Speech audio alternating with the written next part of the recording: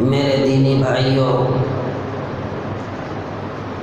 اور عزیز ساتھیوں،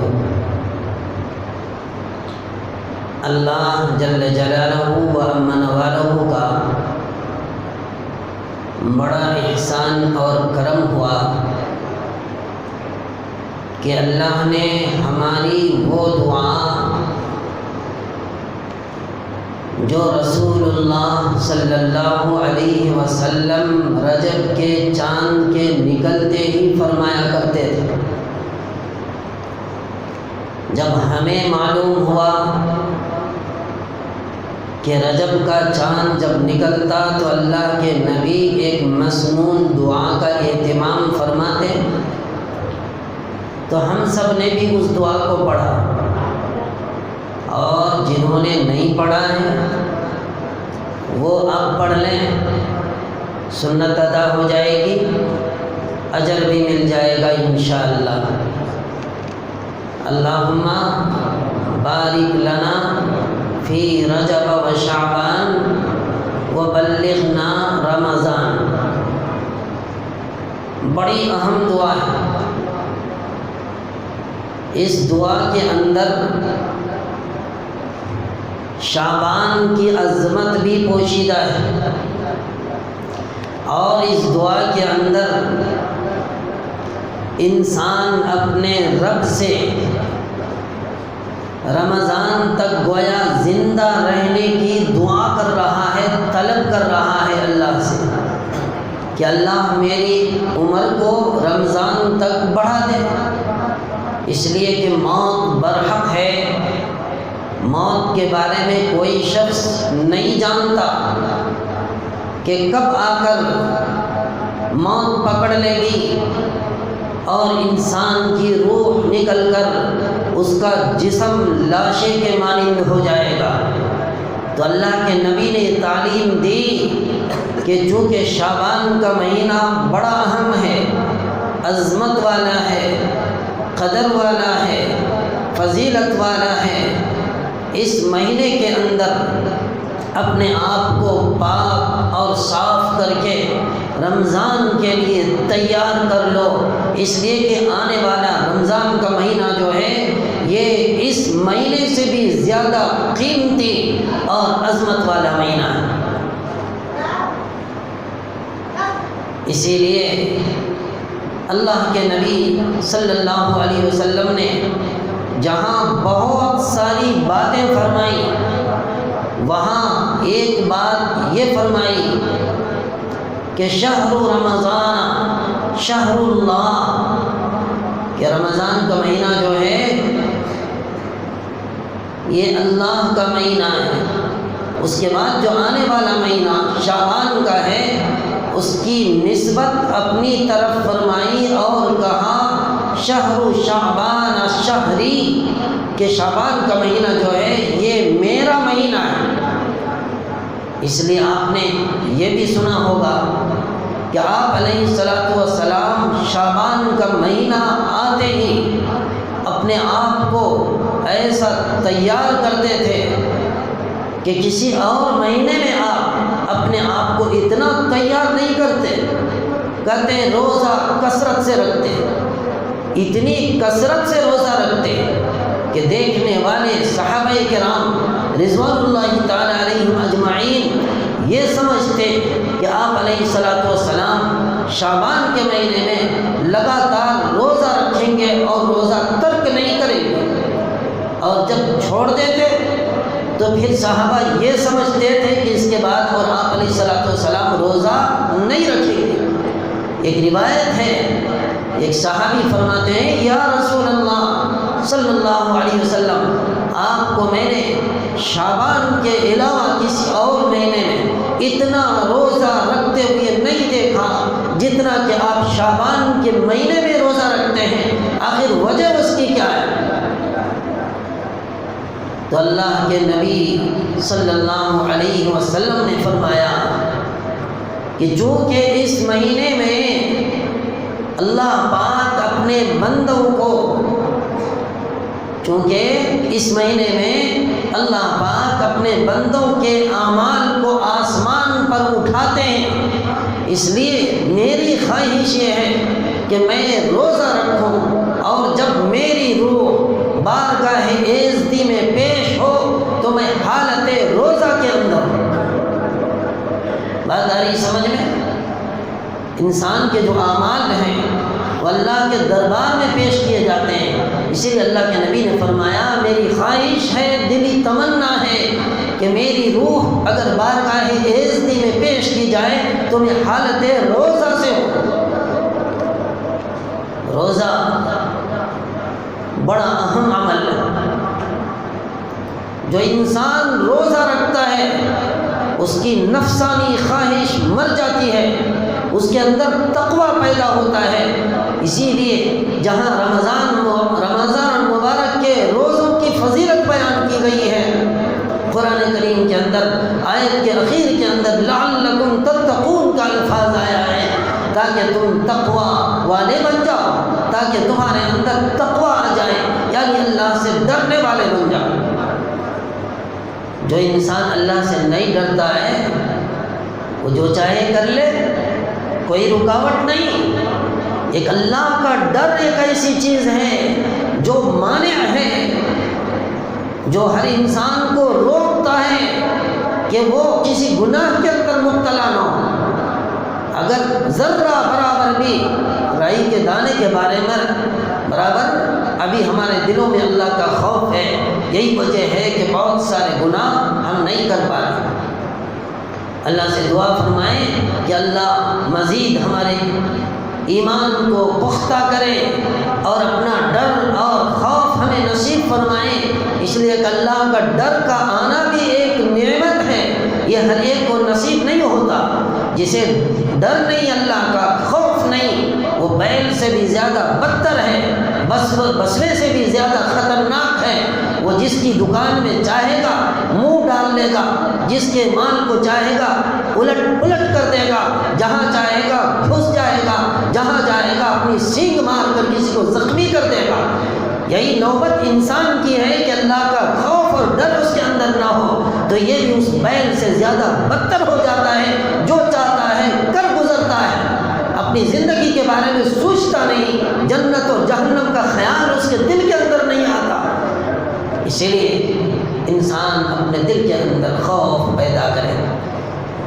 آج کی رات کو ہم شب برات کہتے ہیں۔ کیا کہتے ہیں بھائی؟ شب برات۔ شب کے معنی رات، برات کے معنی نجات، نجات کی رات۔ یہ رات بڑی اہم ہے، بڑی عظمت والی رات۔ اس رات کے بارے میں مختلف حدیثیں آئی ہیں اور اس کا تذکرہ ہے۔ اگرچہ حدیثیں کمزور ہیں لیکن مختلف سندوں کے ساتھ مختلف حدیثوں کے آنے کی وجہ سے یہ روایت مضبوط ہو گئی ہے۔ لیکن ایک بات یاد رکھیں کہ شعبان کی عید نہیں ہے۔ لوگ کہتے ہیں آج کیا ہے؟ شعبان کی عید ہے۔ عید نہیں، ہمارے اسلام کے اندر صرف دو ہی عیدیں ہیں، عید الفطر اور بقرعید کا دن، عید الاضحیٰ۔ یہ دو دن عید کے ہیں۔ خود اللہ کے نبی نے اس کی صراحت فرمائی کہ دو ہی عید ہمارے یہاں ہیں، تیسری کوئی عید نہیں ہے۔ اس لیے اگر کسی کے ذہن کے اندر یہ بات ہو کہ آج عید کا دن ہے تو وہ نکال دیں، عید کا دن نہیں بلکہ آج تو عبادت کی رات ہے۔ اس رات کو جاگنا چاہیے، انفرادی اعمال کا اہتمام کرنا چاہیے۔ اس لیے اس رات کا نام ہی ہے شب برات، نجات والی رات۔ اس رات کا نام ہے لیلۃ الصدق، دستاویز والی رات۔ اس رات کا نام ہے لیلۃ الرحمہ، رحمت والی رات۔ اس رات کا نام ہے لیلۃ مبارکہ، بابرکت اور مبارک رات۔ اس لیے کہ اللہ پاک آج کی رات اپنے بندوں کے ساتھ شفقت، محبت اور رحمت کا معاملہ فرماتے ہیں، اور جو بندہ آج کی رات اللہ کے عبادت کرتا ہے، اللہ کا نام لیتا ہے، ذکر و تسبیح کے اندر مبتلا ہوتا ہے اور اذکار کرتا ہے تو اللہ تبارک و تعالیٰ اس کو برکت والی زندگی عطا فرماتے ہیں۔ اس اتنے سارے نام ہیں اس رات کے، کوئی معمولی بات نہیں ہے، یہ بھی اس کی عظمت کی ایک دلیل ہے۔ حضرت معاذ بن جبل رضی اللہ تعالیٰ عنہ سے ایک روایت ہے جو میں نے آپ کے سامنے تلاوت کی، یطلع اللہ الی خلقہ فی لیلۃ النصف من شعبان فیغفر لجمیع خلقہ الا لمشرک او مشاہد۔ اللہ کے نبی صلی اللہ علیہ وسلم کا پاک ارشاد ہے، فرماتے ہیں کہ اللہ تبارک و تعالی آج کی اس رات میں اپنے بندوں کی طرف متوجہ فرماتے ہیں، توجہ کرتے ہیں۔ کیوں توجہ کرتے ہیں؟ تاکہ اللہ تبارک و تعالی تمام مخلوق کو معاف کر دے، اس کی بخشش کر دے۔ اگر وہ توبہ کر رہا ہے تو اللہ پاک اس کے توبے کو قبول فرمائے۔ لیکن اس حدیث کے اندر دو شخصوں کا ذکر جو ہے صراحت کے ساتھ فرمایا، الا لمشرک او مشاہد، کہ اللہ پاک عمومی اعتبار سے ہر ایک کو معاف کر دیتے ہیں، مگر شرک کرنے والا جو اللہ کی ذات اور صفات کے ساتھ کسی کو شریک کرتا ہے، جو چیز اللہ سے مانگنے کی ہوتی ہے وہ کسی غیر اللہ سے مانگتا ہے، تو اللہ پاک تو کہ عظمت والے ہیں، جلال والے ہیں، اس لیے آج بھی اس کی مغفرت نہیں فرماتے۔ شرک کوئی معمولی چیز نہیں ہے، ان الشرک لظلم عظیم، گناہوں میں سب سے بڑا گناہوں میں یہی ایک ایسا گناہ ہے کہ اللہ پاک ارشاد فرماتے ہیں میں سب گناہوں کو معاف کر دیتا ہوں، لیکن شرک کرنے والے کو میں برداشت نہیں کرتا، اس لیے کہ وہ میری چادر کو کھینچتا ہے، اور جو میری چادر کو کھینچتا ہے میں اسے بخشش نہیں کرتا، اسے معاف نہیں کرتا۔ اللہ کی عزت کی چادر کو کھینچنے والے کی جرات کیسی ہو سکتی ہے، اندازہ لگا لیجیے۔ اسی لیے اللہ نے فرمایا ان اللہ لا یغفر ان یشرک بہ ویغفر ما دون ذلک لمن یشاء۔ اور ایک جگہ اللہ نے ارشاد فرمایا انما المشرکون نجس، کہ مشرک جو ہوتا ہے وہ ناپاک ہوتا ہے، پاک نہیں ہے۔ جس کے پاس ایمان نہیں وہ ناپاک ہے۔ حضرت عمر رضی اللہ تعالیٰ عنہ کا واقعہ آپ کو یاد ہے کہ جب اپنی بہن اور بہنوئی کو اسلام لانے کی وجہ سے مار رہے تھے، مارنے کے بعد تھوڑی نرمی آئی، دل کے اندر رحم آیا، تو پوچھنے لگے ذرا بتاؤ تو صحیح کہ تم کیا پڑھ رہے تھے، وہ کلام کہاں جس کو تم پڑھ رہے تھے، وہ کتاب کہاں جس کو تم سکھا رہے تھے، سیکھ رہے تھے؟ تو کیا کہا تھا یاد ہے آپ کو؟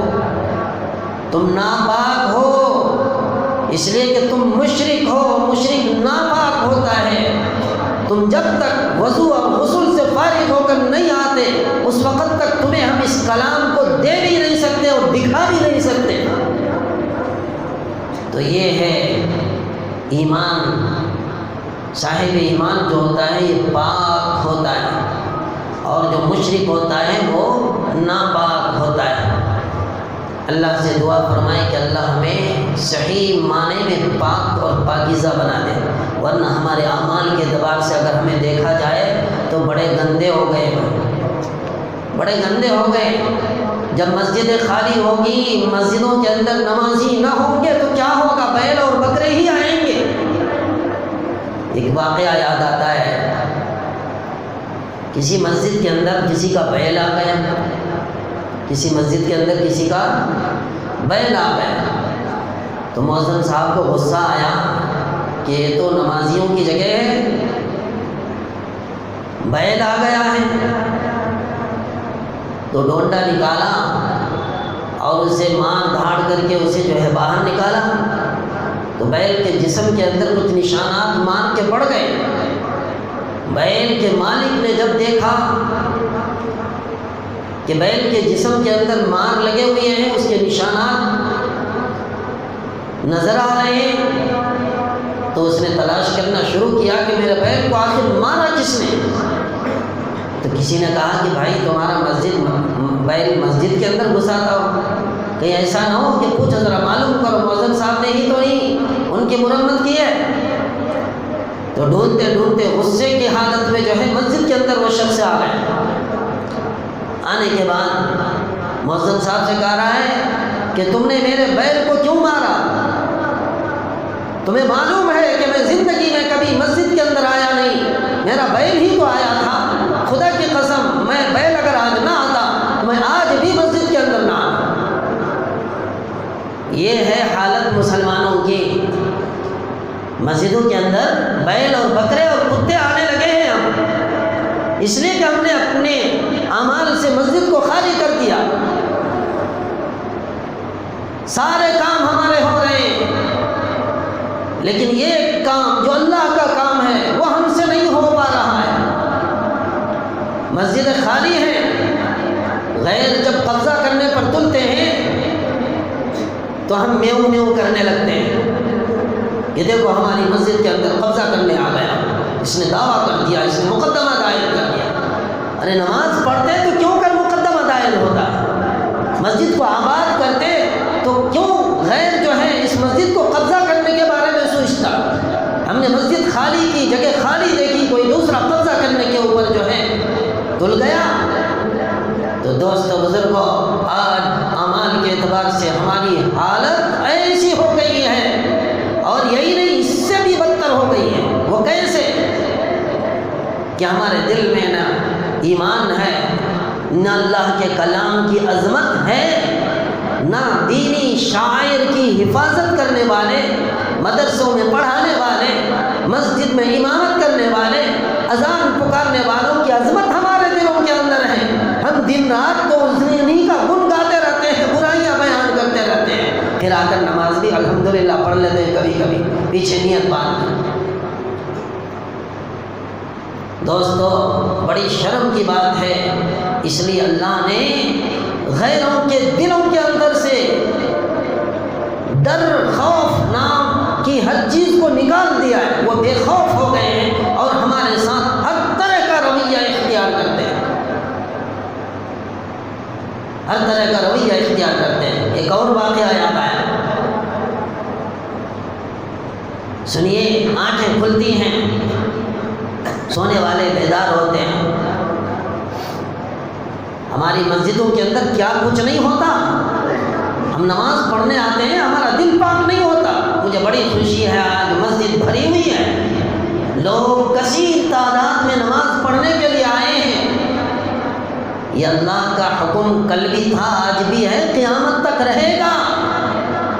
لیکن کیا آج ہی کی رات صرف عشاء کی نماز فرض تھی؟ کل کہاں تھے؟ پرسوں کہاں تھے؟ اگر یہی رویہ ہمارا رہا تو پتہ نہیں قیامت تک کیا کیا نہیں حالات ہمارے سامنے پیش آنے والے ہیں۔ مسجد کے اندر لوگ نماز پڑھنے نہیں آتے ہیں، لیکن بڑی آسانی کے ساتھ مؤذن صاحب کے اوپر اعتراض کر دیتے ہیں، امام صاحب کے اوپر اعتراض ٹھوک دیتے ہیں۔ اس کو اس واقعے سے سمجھیے، کسی مسجد میں ایک صاحب آئے، آنے کے بعد دیکھا کہ ظہر یا عصر یا کوئی وقت ہوگا، نماز کا وقت ہو گیا ہے، تو سوچا کہ چلو نماز پڑھ لیتے ہیں۔ وہاں صرف مؤذن صاحب ہی تھے، اذان پکار کر انتظار میں تھے کہ کوئی آئے تو جماعت سے نماز پڑھ لیں، لیکن کوئی آئے تو صحیح، آیا ہی نہیں، کوئی کیا کرے بیچارہ، انتظار ہی کرتا رہا۔ خیر ایک صاحب یا دو صاحب پھر آئے اسی مسجد کے اندر، دیکھا مؤذن صاحب بیٹھے، کہا بھئی اذان ہو گئی؟ کہاں اذان تو ہو گئی صاحب، کہا چلو پھر نماز پڑھ لیتے ہیں، جماعت کر لیتے ہیں۔ تو ہم لوگوں نے کہا کہ شاید پہلی اذان لوگوں کو معلوم نہ ہوئی ہوگی، لوگوں نے نہیں سنا ہوگا، ایک کام کرو اور ایک بار بلند آواز سے اذان دے دو، لوگ سنیں گے تو نماز کو آ جائیں گے، ہم دو تین ہیں، کچھ لوگ اور جم جائیں گے، بڑی جماعت ہو جائے گی۔ اب جو ہے یہ صاحب مؤذن صاحب پھر جو ہے مینارے کے اوپر چڑھے اور اذان پکارنی شروع ہوئی۔ اللہ کی پناہ، اذان پکارنا تھا، لوگ صاحب کو دیوانگی آ گئی ہے، ایک بار اذان دے کر دوبارہ اذان دے رہے ہیں۔ چنانچہ مؤذن صاحب کو اطراف سے گھیر لیا گیا کہ کیا یہ شرارت ہے، ایک بار اذان دی پھر دوبارہ تم نے اذان دے دی۔ تو مسجد کے اندر دیکھیے دوبارہ اذان دینے کی وجہ سے لڑنے کے لیے آئے ہیں، وہ بھی کس سے؟ جس کی گردن کے بارے میں ساری کائنات کے سردار نے اعلان کیا ہے کہ مؤذن کا مقام ایسا ویسا مقام نہیں، کل قیامت کے دن اس کی گردن اس کی عظمت کی وجہ سے اتنی لمبی ہوگی کہ کسی کی گردن اتنی لمبی نہ ہوگی۔ اور ہم کیا کرتے ہیں؟ چھوٹی چھوٹی باتوں میں ان کے ساتھ الجھتے ہیں۔ تو بہرحال کہنے کا مقصد یہ ہے کہ آج مسجدیں ویران ہیں، ویران۔ ہم نے مسجدوں کو آباد کرنا چھوڑ دیا ہے، ہمیں فرصت نہیں ہے، لیکن غیبت کرنے، لڑائی جھگڑے، فتنے فساد کرنے اور لوگوں کو الجھانے، غلط قسم کی سیاست کرنے کے لیے ہمارے پاس وقت ہے۔ چائے کی دکانوں میں ہم بیٹھتے ہیں، گھنٹوں گھنٹہ بات کرتے رہتے ہیں، نہ ہمیں نیند آتی ہے، نہ کسی کا ڈر اور خوف ہوتا ہے، جو چاہتے ہیں بولتے ہیں، بکتے ہیں۔ دوستو ہوش کے آنکھ کھولو، اب وہ دن نہیں رہے، اب تو جاگنے کا وقت آیا ہے، اور ہمیں ہمارا آدمی نہیں جگا رہا ہے بلکہ غیر جگا رہا ہے، اس لیے اب تو جاگنا بہت ضروری ہے ورنہ حشر برا ہے۔ تو آج کی رات جو ہے یہ شب برات ہے، نجات کی رات ہے۔ یہاں بیٹھ کر اللہ کے گھر میں عہد کریں کہ انشاءاللہ آج کے بعد سے اپنی زندگی کو لگا لیں گے، سنوار لیں گے، سدھار لیں گے، اللہ کے حکموں کو بجا لائیں گے، رسول اللہ کی سنت کو زندہ کریں گے، اسی میں عزت ہے، اسی میں عظمت ہے۔ ورنہ کلمہ پڑھنے والے بہت سے لوگوں کو آپ نے دنیا کی نگاہ میں بے عزت ہوتے ہوئے دیکھا ہے، جنہوں نے کلمے کی توہین کی ہے، قرآن کی توہین کی ہے، شاعر اسلام کا مذاق اڑایا ہے، مسلمان ہیں لیکن ہمارے سامنے رضوی صاحب کا تو بالکل کھلی ہوئی کیسٹ آپ کے سامنے کھلا ہوا واقعہ ہے کہ پھر گئے اسلام سے، مرتد ہو گئے، لیکن آج چین نہیں، سکون نہیں، مجھے کہتا ہے میرا دل چاہتا ہے میں خودکشی کر لوں۔ یہ دنیا ہی کے اندر اللہ نے وہ عذاب دیا ہے دوستو لوگوں کی عبرت کے لیے، اس لیے دین سے نہ ہٹیں، دین کے ساتھ لگ کے رہیں، اسی میں نجات ہے، خیر ہے۔ دنیا والے ہماری عزت کریں گے تو اسی کی بنیاد پر کریں گے۔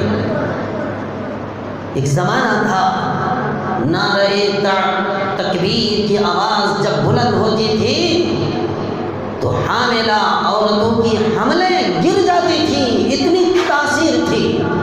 اللہ اکبر کا نعرہ بلند ہونے کی وجہ سے گرجا گھر گر گیا، یہ تاثیر تھی۔ آج سب مل کر تکبیر کی آواز کو بلند کرتے ہیں، نعرہ تکبیر، اللہ اکبر، لیکن مرغہ بھی بازو سے کھنس کر بھاگنے کی کوشش نہیں کرتا۔ جانوروں کے اوپر بھی اس کا اثر نہیں ہوتا۔ کیوں نہیں ہوتا؟ ہم نے اپنے آپ کو ایسا گناہوں سے ملوث کر لیا ہے، ویسے گنہگار ہو گئے ہیں کہ صرف گناہ ہی گناہ نظر آ رہا ہے، جدھر دیکھو گندگیاں ہی گندگیاں نظر آ رہی ہیں۔ تو اسی لیے فرمایا کہ شعبان المطہر، یہ مہینہ جو ہے پاک کرنے والا مہینہ ہے۔ آج شب برات شعبان کی یہ نصف رات ہے جس کے اندر اللہ کے نبی نے فرمایا یہ پاک کرنے والا مہینہ ہے، اور اس کی ایک رات جو ہے بڑی اہم ہے، یہ شب برات نجات کی رات ہے۔ تو ہمیں موقع ملا ہے، اللہ نے ہماری دعا کو قبول فرمایا ہے کہ ہماری زندگیوں کو شعبان تک اور پھر شعبان سے رمضان تک اللہ نے ہماری عمروں کو لمبی کر دی، ہماری زندگیوں کی مدت جو ہے بڑھا دی ہے۔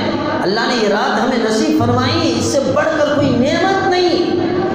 ورنہ بیٹھے بیٹھے ذرا یاد کر لیں کہ اپنے اپنے خاندان میں گزشتہ شعبان میں جو لوگ تھے آج کتنے لوگ ہمارے درمیان نہیں رہے، ہم سے رخصت ہو کر چلے گئے، وہ خاموش نگر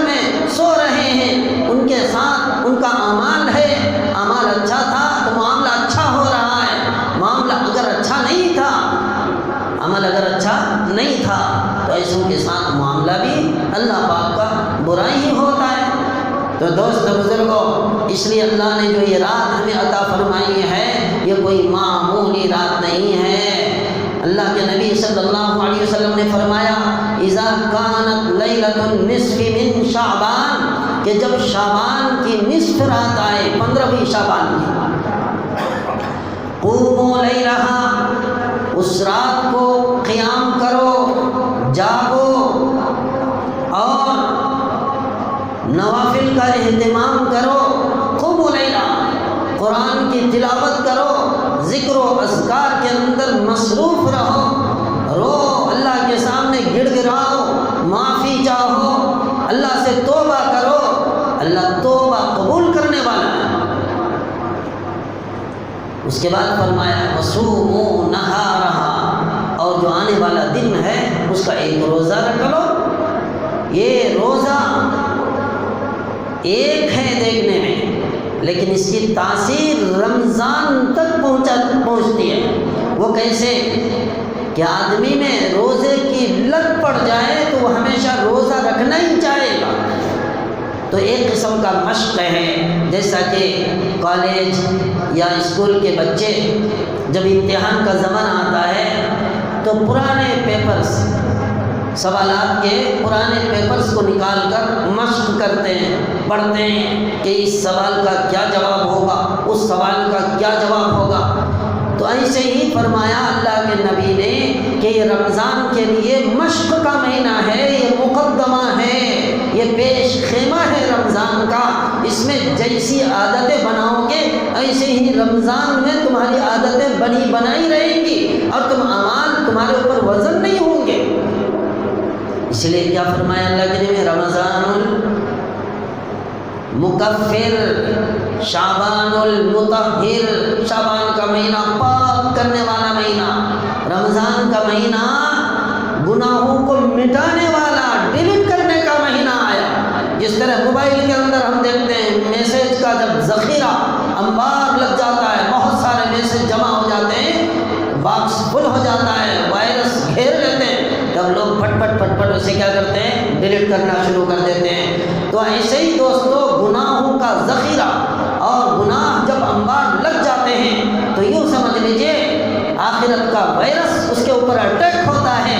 تو اسی لیے اللہ نے شعبان کا مہینہ ہمیں دیا ہے کہ اس میں ہم اپنے آپ کو توبہ دل لا کر کے پاک کر لیں، تو رمضان میں جو ہمارے گناہ ہیں اللہ پاک ہمارے نامہ اعمال سے ڈیلیٹ کر دیں گے، ختم کر دیں گے، اور وہاں سے جب ختم ہو جائے گا تو سمجھ لو پھر ہماری نجات کا گویا ایک قسم کا اللہ نے فرمانا لکھ دیا کہ تمہاری نجات ہو گئی۔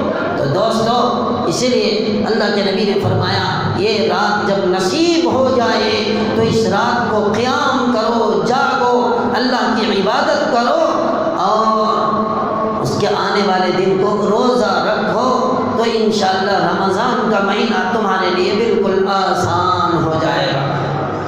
لیکن ہم لوگ کیا کرتے ہیں، ہم لوگ منکرات کی طرف توجہ بہت زیادہ ہماری رہتی ہے، جسے ہم نے دین بنا لیا، بدعت کی چیزوں کو ہم بہت زیادہ کرنے والے ہوتے ہیں۔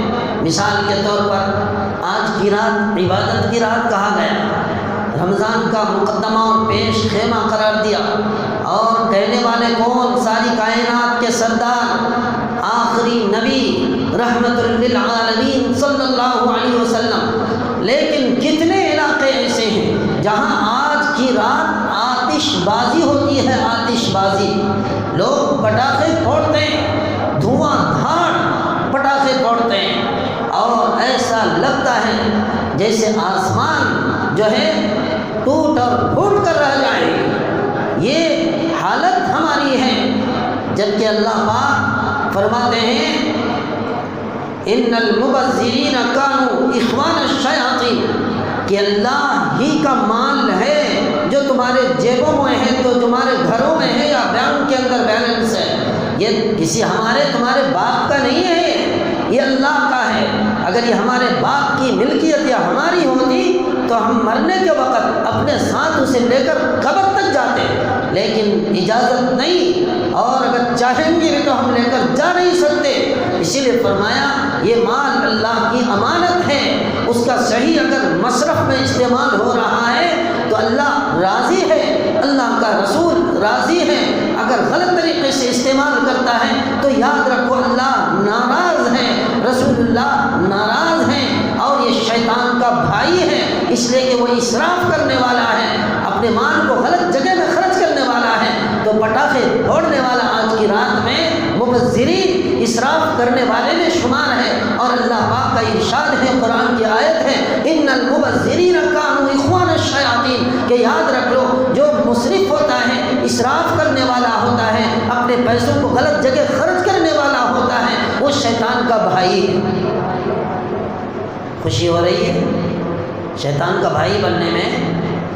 خوشی ہو رہی کہ بھی نہیں ہو رہی ہے؟ خوش ہونے کی بات بھی نہیں ہے، شیطان ہمارا دشمن ہے۔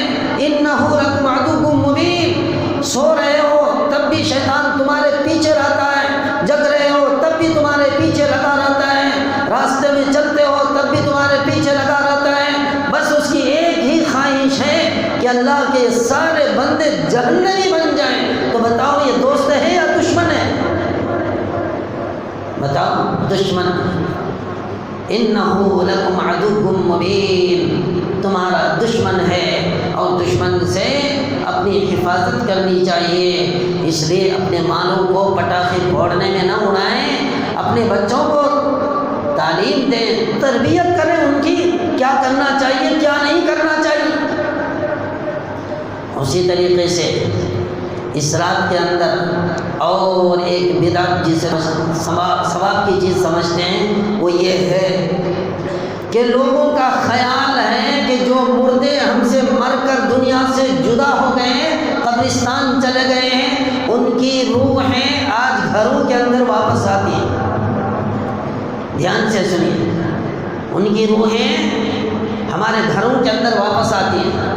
آج کتنے گھروں کے اندر باضابطہ گھروں کو پاک صاف کیا گیا ہے، دھویا گیا ہے، دسترخوان بچھایا گیا ہے، مردے کی زندگی کے جتنے خواہشات تھے، جن جن چیزوں کو مردہ پسند کرتا تھا، وہ ساری چیزیں دسترخوان کے اندر جوڑی جاتی ہیں۔ گوشت پسند کرتا تھا تو گوشت، سگریٹ پسند کرتا تھا تو سگریٹ، اور اسی طریقے سے اس کے علاوہ کوئی اور چیز اسے اگر پسند تھی تو ساری چیزیں دسترخوان کے اندر جوڑ دی جاتی ہیں، اور خیال ہوتا ہے کہ آج مردہ آئے گا، اس کی روح آئے گی اور کھا کر یہاں سے جائے گی، یہی نا خیال ہوتا ہے۔ مگر صبح تک دسترخوان میں جتنی چیزیں رکھی ہوئی ہوتی ہیں وہ سب موجود ہوتی ہیں، ایک موز تک بھی کمی نہیں ہوتی اس کے اندر، اس لیے کہ مردہ کھاتا ہی نہیں ہے تو کہاں سے کمی ہوگی۔ ہمارا عقیدہ ہے کہ روح واپس آتی ہے آج کے دن۔ ایسا مردہ آنے کی خبر سن کر تو لوگ ایسا ناچتے ہیں کہ ڈر سے جو ہے پتہ نہیں کھانا بھی اندر جاتا کہ نہیں ہے۔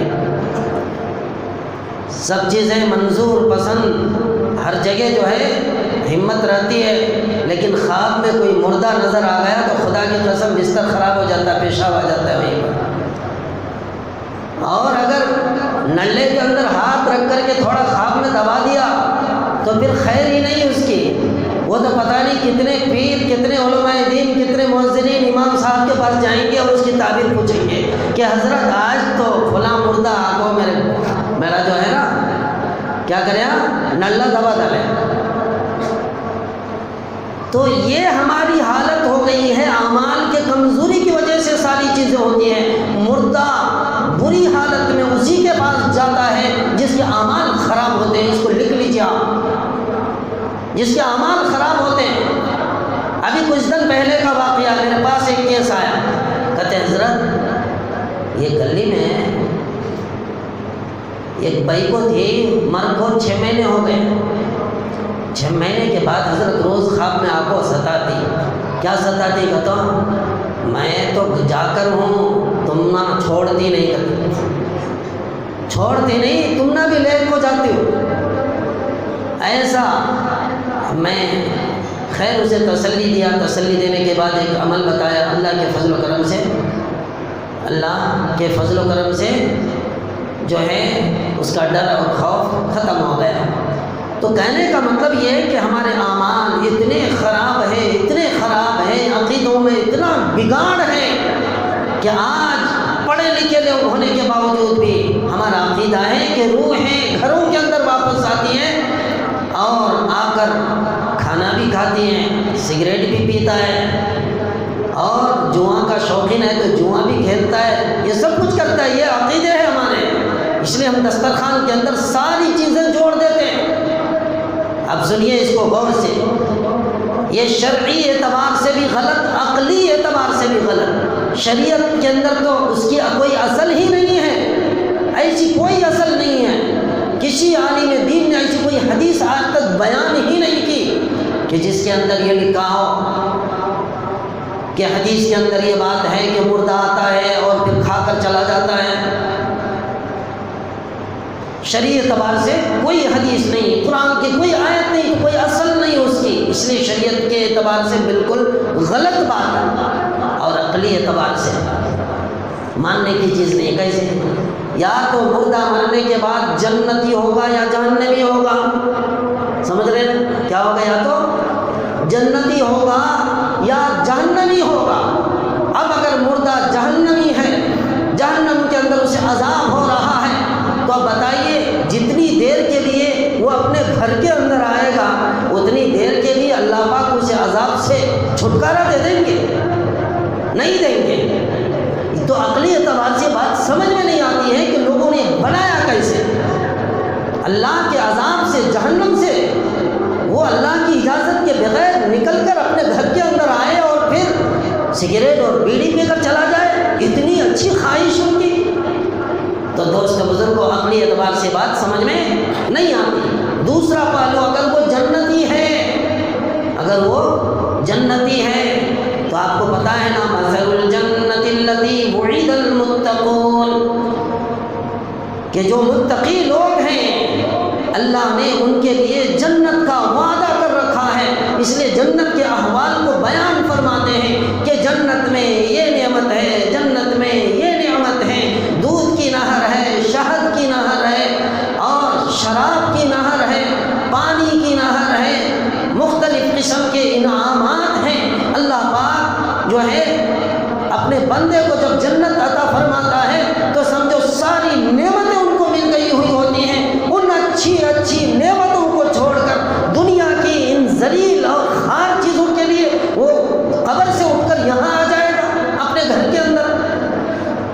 جنت کی نعمتیں قیمتی نعمتیں اور دنیا کی نعمتیں فانی نعمتیں۔ سیب دیکھو تو 2 دن میں سڑ جاتا ہے، دودھ دیکھو تو پھٹ جاتا ہے، شہد دیکھے تو جھاگ آتا ہے اس کے اندر، پانی دیکھو تو گدلا آتا ہے۔ کون سی نعمت دنیا کی ایسی ہے جس کے بارے میں پکی گارنٹی کے ساتھ تم کہہ سکتے ہو کہ نعمت خراب نہیں ہوتی؟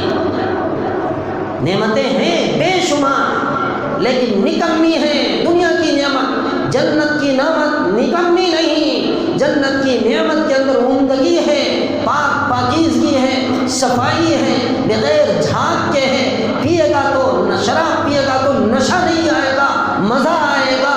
دودھ پیے گا چاہے اب پیے، 1 دن بعد پیے، 10 دن بعد پیے، دودھ کا مزہ خراب نہیں ہوگا، جیسا مزہ پہلے تھا ویسے ہی مزہ باقی رہے گا۔ یہ جنت کی نعمتیں ہیں۔ تو اب مردے کی روح جو واپس آتی ہے، اگر وہ جنتی ہے تو جنت کی ان نعمتوں کو چھوڑ کر یہاں تمہاری سڑی ہوئی نعمتوں کو کھانے کے لیے آئے گا۔ کتنا برا اور خراب عقیدہ ہے، اس چیز کو سمجھیے۔ اور ایک عقیدے کے بارے میں نے سنا کہ لوگ یہ سمجھتے ہیں کہ شب برات سے پہلے جو لوگ مر گئے ہیں وہ مردوں کی فہرست میں نہیں ہوتے جب تک کہ اس کے لیے شب برات کے دن فاتحہ نہ پڑھ دیا جائے۔ سن رہے ہیں کہ جو لوگ شب برات سے پہلے پڑے ہوئے ہیں، مرے ہوئے ہیں، ان کے بارے میں لوگوں کا خیال ہے، عقیدہ ہے کہ جب تک جو ہے شب برات میں ان کے نام کا فاتحہ نہ پڑھا جائے اس وقت تک جو ہے وہ مردوں میں شمار نہیں ہوتے۔ تو اب میرا آپ سے سوال ہے کہ مردوں میں شمار نہیں ہوتے تو ذرا یہ بتائیے کیا وہ زندوں میں شمار ہوتے ہیں؟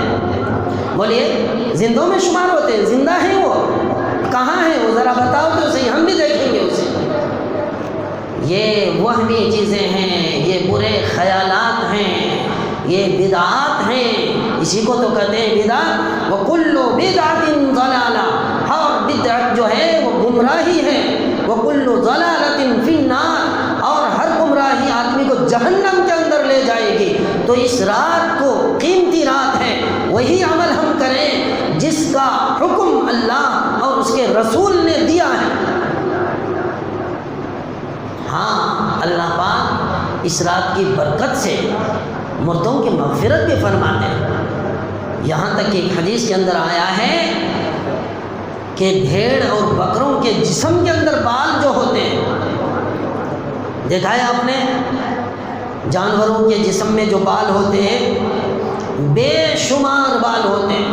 تو اللہ کے نبی نے ایک حدیث میں ارشاد فرمایا کہ ان جانوروں کے جسم میں جتنے بال ہیں، ان بالوں کے بقدر اللہ پاک مردوں کو معاف فرما دیتے ہیں، مغفرت فرما دیتے ہیں۔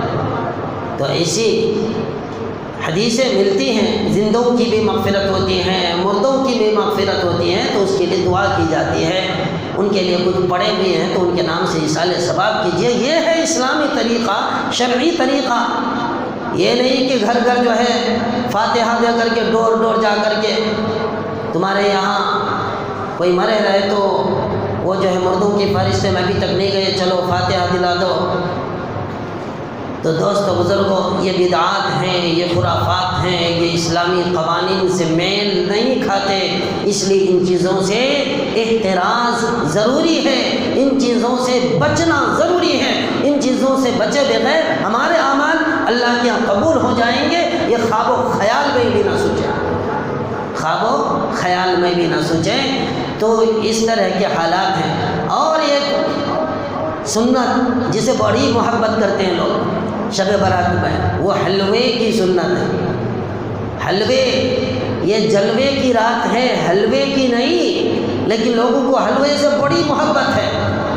اور اس کی دلیل ایک دیتے ہیں، کیا دلیل دیتے ہیں کہ آقا نامدار جناب محمد رسول اللہ صلی اللہ علیہ وسلم کا دندان مبارک جو ہے شہید ہو گیا تھا، تو آپ نے حلوہ کھایا تھا۔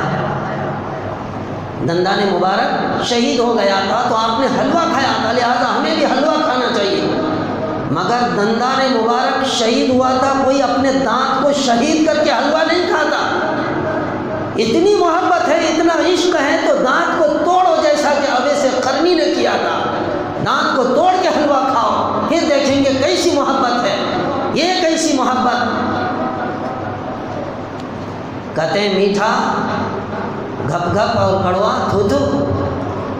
دانت توڑنے کی بات آئی تو ہم جو ہے نام نہیں لیتے، اور حلوہ کھانے کی بات آئی تو حضور کی سنت ہے، ماشاءاللہ۔ بہت ساری سنتیں ہیں، تو یہ سب شرم کی باتیں ہیں، اصلاحی اعتبار سے آپ کے سامنے رکھی جاتی ہے۔ دعا کیجیے کہ اللہ پاک ہم سب کی اصلاح فرمائے اور عمل کی توفیق نصیب فرمائے، برائیوں سے، بدعات سے، خرافات سے بچنے والا بنائے، اور صحیح دین کو لے کر چلنے والا بنائے، جس میں کامیابی رکھی ہے اللہ نے دین کی۔ اور غلط قسم کا دین اختیار کریں گے تو اس میں کامیابی انسان کو نہیں ملے گی۔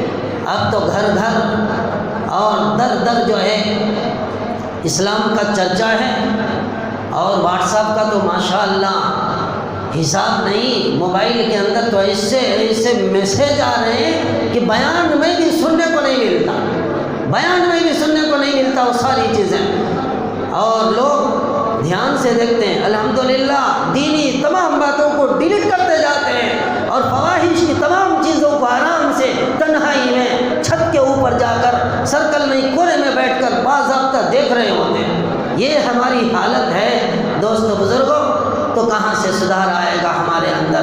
اسے